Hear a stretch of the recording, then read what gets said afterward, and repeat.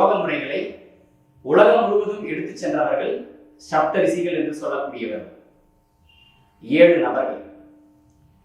அவர்களில் ஒரு முக்கியமானவர் அகத்திய பெருமான். அவர்தான் தென்னிந்தியாவிற்கு யோகத்தை அறிமுகப்படுத்தியவர். இதை ஒரு கருத்தியலாக இல்லாமல் ஒரு வாழ்வியல் பயிற்சி முறையாக தென்னிந்திய மக்களுக்கு அகத்திய பெருமான் யோக பயிற்சி முறைகளை வழங்கினார். அதன் அடிப்படையில் தான் இன்றளவும் தென்னிந்தியாவில் வாழ்வில் நாம் கடைபிடிக்கும் அனைத்து விஷயங்களிலும் யோக பயிற்சி முறைகள் உள்ளது. சரி, இந்த யோகத்தினுடைய தந்தை என்று வர்ணிக்கப்படுபவர்கள் 2. வட இந்தியாவை பொறுத்தவரையில் பதஞ்சலி முனிவர்.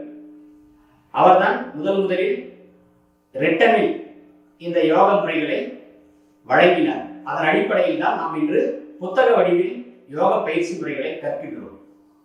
தென்னிந்தியாவில் அவருடைய சமகாலத்தில் வாழ்ந்தவர் திருமூலர். அவர் திருமந்திரம் என்ற ஒரு நூலை எழுத்து வடிவில் வழங்கினார். 3000 பாடல்களை கொண்ட திருமந்திரம். பதஞ்சலி முனிவர் 196 சூத்திரங்களை கொண்ட பதஞ்சலி யோக சூத்திரம் என்ற நூலை வழங்கினார். இவர்கள் இருவரையும் யோகத்தின் தந்தை என்று வர்ணிக்கலாம். இவர்கள் அட்டாங்க யோகம் என்ற ஒன்றை அறிமுகப்படுத்தி இருக்கிறார்கள். அட்டம் என்றால் 8 என்று பொருள். அதாவது 8 விதமான யோக பயிற்சி முறைகள்.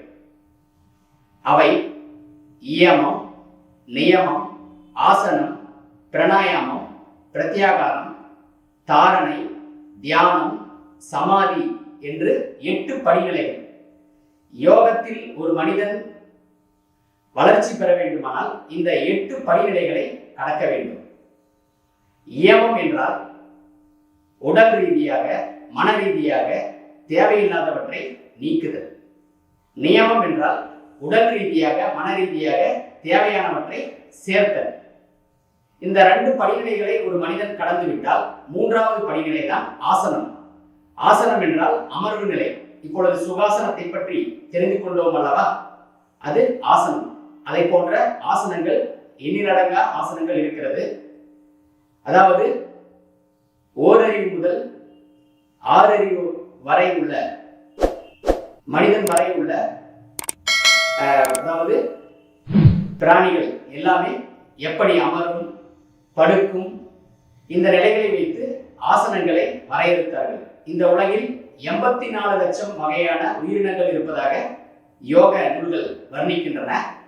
அத்தகைய 84 லட்சம் வகையான உயிரினங்களும் என்னென்ன தோற்றத்தில் காட்சியளிக்குமோ அத்தனை ஆசனங்கள் இருப்பதாக சொல்கிறார்கள்.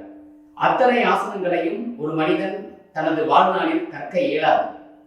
எனவே நமது பயிற்சியில் அகத்திய பெருமான் உரைத்த நவாசனங்கள் என்று சொல்லக்கூடிய 9 ஆசனங்களையும், திருமூலர் உரைத்த முக்கியமான 8 ஆசனங்களையும், இப்படி முக்கியமான சித்தர்கள் வலியுறுத்திய ஆசனங்கள், என்னுடைய குருமார்கள் எனது வாழ்நாளில் கற்பித்த ஆசனங்களை எல்லாம் வைத்து முக்கியமான ஆசனங்களை உங்களுக்கு அடியேன் கற்பிக்க இருக்கின்றேன். அதை கற்றாலே போதுமானது.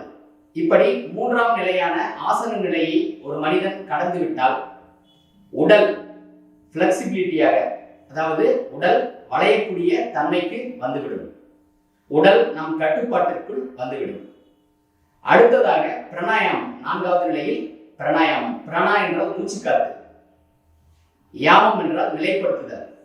மூச்சுக்கும் மனதிற்கும் தொடர்பு உண்டு. மூச்சு எப்படி செயல்படுகிறதோ அப்படித்தான் மனம் கூட இயங்குகிறது. நாம் கோபமாக இருக்கும் பொழுது மூச்சு வேகமாக இயங்குகிறது. நாம் மென்மையாக அமைதியாக அசைவற்று இருக்கும் பொழுது மூச்சு மென்மையாக இயங்குகிறது.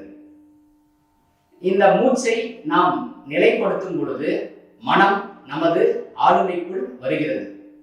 அது 4வது நிலையில் நடக்கும். இந்த பிராணாயாம நிலையை ஒரு மனிதன் கடந்து விட்டால் அடுத்த நிலை பிரத்யாகாரம். பிரத்யாகாரம் என்றால் ஒரு மனிதனின் டர்னிங் பாயிண்ட் என்று சொல்வார்கள். அதாவது வெளியே சுற்றி கொண்டிருக்கும் மனதை உள்முகமாக திருப்புதல். அதாவது நாம் திருப்ப இயலாது. முதல் 4 நிலைகளை நாம் கடைபிடித்தால் தானாகவே மனம் வெளிநோக்கு பார்வையை விட்டுவிட்டு உள்முகமாக திரும்பும். அப்படி திரும்பும் நிலையைத்தான் கோவில்களில் சொர்க்கவாசல் திறப்பு என்ற நிகழ்வின் மூலம் நமக்கு வழங்கியுள்ளார்கள் முன்னோர்கள்.